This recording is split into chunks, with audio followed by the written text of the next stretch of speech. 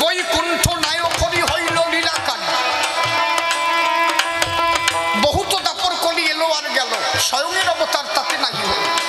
এটা বিচরণ কর্তা লিখলো। আর তারক গোসাই হরিলীলামৃত মঙ্গলাচরণের পরে লিখলেন, ওখানে পরিষ্কারভাবে তারক গোসাই বললেন, কৃষ্ণ বৈকুণ্ঠের হরি, রাম গোলক বিহারী, বৈকুণ্ঠের নায়ক হরি হইল লীলাকারী, নন্দের নন্দন কৃষ্ণ গোলক বিহারী। অর্থাৎ কৃষ্ণ গোলক বিহারী, রাম হচ্ছে বৈকুণ্ঠ বিহারী, আর হরিচাঁদ, হরিচাঁদ আমার ক্ষীরদ বিহারী। যে হরি থেকে বিশ্বজগৎ উৎপন্ন হয়, যেমন নারায়ণ শব্দ লিখতে গেলে নর যুক্তায়ন, জলের থেকে যাহার জন্ম তারে নারায়ণ কয়। ক্ষীরোদ সাগরে যিনি শায়িত আছেন তিনি আমার নারায়ণ, তিনি মহাবিষ্ণু আমার শ্রী হরিচাঁদ। এই জন্য আমার হরিচাঁদের ছবি যদি কেউ করে দর্শন, দেখবেন ঠাকুরের ছবির কোনায় ছোট্ট একটা গোলাকারের ভিতরে অনন্ত নাগের উপরে শুয়ে গেছেন আমার হরি ক্ষীরোদ সাই। সেই হরি ক্ষীরোদ সাই কোনো যুগে কোনো লীলাই কোনোদিন আসে নাই। এ পর্যন্ত যারা এসেছিল তার অংশ কলা হয়ে লীলা করেছিল, তাই কোনো যুগে কোনো লীলাই কোনো লীলা পূর্ণ হয় নাই।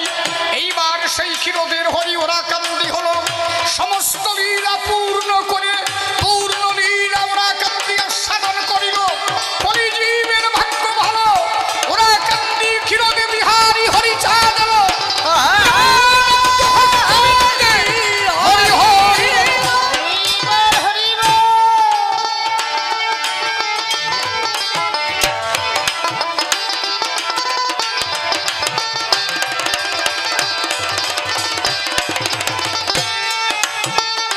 আপনারা দেখেছেন অবশ্যই,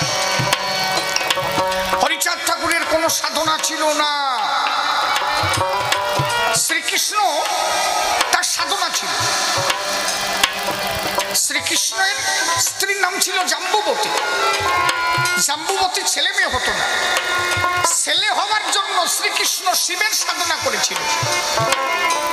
কথাগুলো শোনো, এত উচ্চাটন হয়েও না, আমি নেমে যাব, কারণ আমারও অবস্থা বেশি ভালো না। বোঝো না, তলা দিয়ে সোতায় যাচ্ছে, তো টেয়ার পা যাচ্ছে, তো দেখানো যাচ্ছে না যে কি আসছে তলা দিয়ে। হ্যাঁ, প্রায় 2 ঘন্টা হয়ে গেল দাঁড়াইছি, কি বাবা ঠিক না? তাই শ্রীকৃষ্ণ সাধনা করেছিল। তার স্ত্রীর নাম ছিল জাম্বুবতী। তার একটা ছেলের দরকার ছিল, ছেলে হতো না বলে শিবের সাধনা করেছিল। শিব তাকে আশীর্বাদ করেছিল, যাও তোমার সন্তান। যে শিব, খালি বোঝো, যে শিব হরি সাধনা করে